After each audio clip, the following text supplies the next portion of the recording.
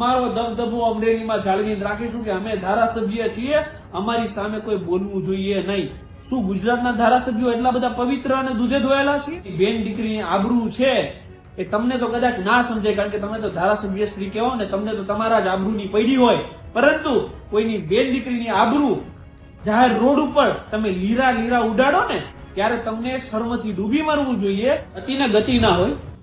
ગુજરાતની પોલીસ આરોપીઓના વરઘોડા કાઢવા માટે જાણીતી છે. પહેલા આવા સરઘસ કાઢીને આરોપીઓને જાહેરમાં માફી મંગાવવામાં આવતી હતી અને હવે રિકન્સ્ટ્રક્શનના નામે જે ફુલેકા નીકળી રહ્યા છે એના કારણે પોલીસ પોતે જ જાણે કે ભેખડે ભરાઈ રહી છે.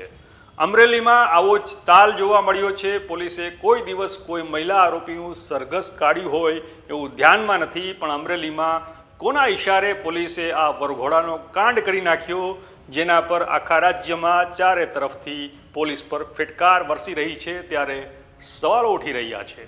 જુદા જુદા રાજકીય નેતાઓએ વિરોધનો અવાજ ઉઠાવ્યો છે, તો હવે કાયદાના પાલનને લઈને પોલીસને પણ ન છોડતા અને પોલીસ સાથે પણ અવારનવાર ઘર્ષણમાં ઉતરી જતા એડવોકેટ મેહુલ બોગરાએ પણ આ મામલે ભાજપના ધારાસભ્યને આડે હાથે લીધા છે.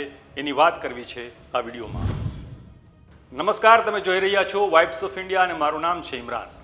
અમરેલી તાલુકા પંચાયત પ્રમુખના નકલી લેટર પેડ પર ધારાસભ્યને બદનામ કરવાનું જે કથિત કાવતરું ઘડવામાં આવ્યું અને અમરેલી તાલુકા પંચાયતના પ્રમુખ કિશોર કાનપરિયાના નામે કેટલાક લોકોએ નકલી લેટર પેડ બનાવીને નકલી સહી સિક્કો કરીને લેટર પેડ પર ધારાસભ્ય કૌશિક વેકરિયા સામે ભ્રષ્ટાચારના ગંભીર આરોપો મૂક્યા હતા અને આ મામલે પોલીસ ફરિયાદ થઈ, જેથી ગણતરીના કલાકોમાં જ પોલીસે આખા મામલાનો ભેદ ઉકેલી નાખ્યો અને આ કેસમાં એક મહિલા સહિત 4 લોકોને પકડવામાં આવ્યા.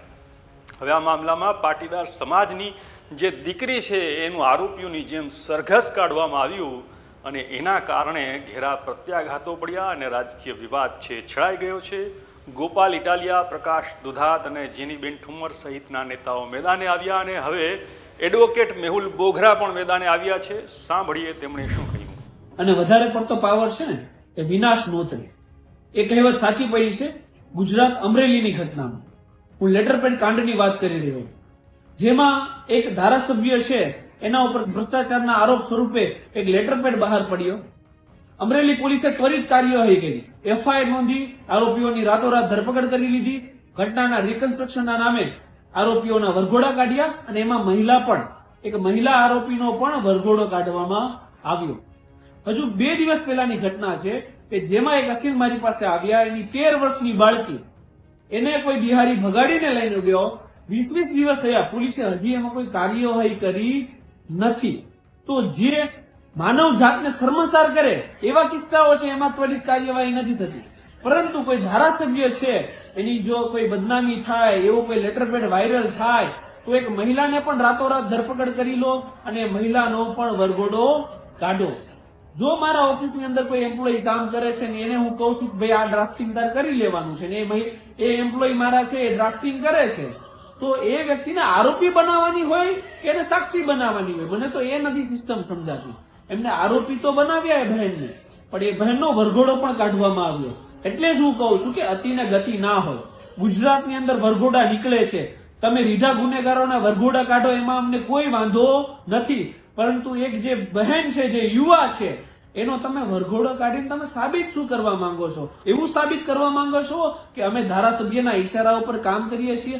અમરેલી એસપી અને અમરેલી પોલીસ એ આ ઘટનામાં તો એવું દેખાય છે કે માત્ર ને માત્ર ધારાસભ્યની ગુલામ હોય. ધારાસભ્ય જે રીતે ફોન કરે અને એક સત્તાધારી પક્ષમાંથી કોઈના ફોન આવે તો એ પ્રમાણે અમે કાર્યવાહી કરીશું. પછી ચાહે મહિલા હોય તો એને રાતોરાત એના ઘરેથી ઉઠાઈ લઈશું, એ મહિલા હોય તો પણ એનો વરઘોડો કાઢીશું અને અમે અમારો દબદબો અમરેલીમાં જાળવીને રાખીશું કે અમે ધારાસભ્ય છીએ, અમારી સામે કોઈ બોલવું જોઈએ નહીં.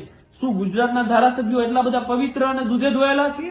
ગુજરાતના ધારાસભ્યો છે એ ભૂમાફિયાઓ પાસેથી ખાણ ખનીજના, કોઈને ટેન્ડર મળે એના, ટીપીએફપી પાડવાના, રિઝર્વેશન હટાવવાના એ હપ્તા લેતા જ નથી, રાઈટ ને? અને ગુજરાતની જનતા તો બિચારી ભોળી છે, એ તો જાણતી જ નથી ને કે ગુજરાતના ધારાસભ્યો છે એટલે કેટલા ભોળા છે અને કેટલા સ્વચ્છ છે. તમારી હિસ્ટ્રી એ ગુજરાતના ખૂણે ખૂણે બધાને ખબર છે. ગુજરાતના ધારાસભ્યો શું ધંધા કરે છે એ પણ ગુજરાતની જનતા છે એને ખબર છે. એટલે તમારી બદનક્ષી ક્યારેય ના થાય, તમારી બદનામી ક્યારેય ના થાય. બદનામી તો એની થાય જેની માર્કેટમાં ઇજ્જત હોય. એટલે તમે શું ધંધા કરો છો એ લોકોને ખબર છે, પણ આ ધંધા કર્યા પછી ચોરી ઉપર સીના ચોરી ના કરાય. સીના ચોરી તમારી એ છે કે એક મહિલાને તમે રાત્રે ઘરે જઈને ધરપકડ કરો છો અને એના વરઘોડા કાઢો છો. માનવ જાતને તમે શર્મસાર કરી છે અને સ્ત્રીના એક ગૌરવના લીરે લીરા ઉડાડ્યા છે. અને આ ઘટનામાં ગુજરાત પોલીસ ઉપર કાર્યવાહી થવી જોઈએ અને થવી જ જોઈએ.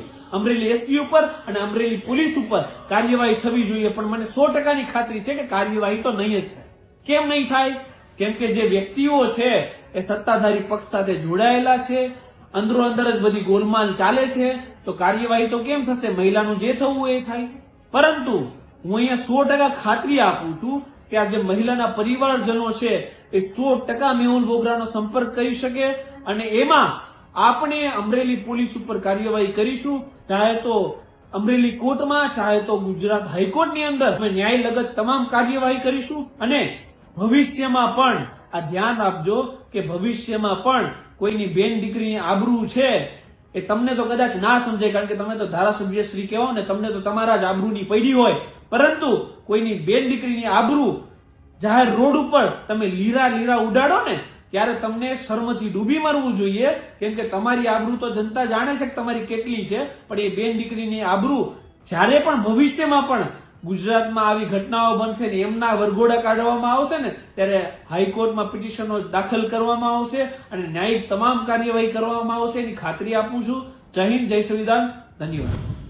તો આ રીતે અમરેલીમાં પાટીદાર દીકરીનું પોલીસે જે સરઘસ કાઢ્યું એના પર મેહુલ બોગરાએ પણ સ્થાનિક ધારાસભ્યો ઉપર ફટકાર લગાવી છે અને એમના ઇશારે કામ કરનારી પોલીસ સામે પણ કડક કાર્યવાહીની માંગણી કરી છે.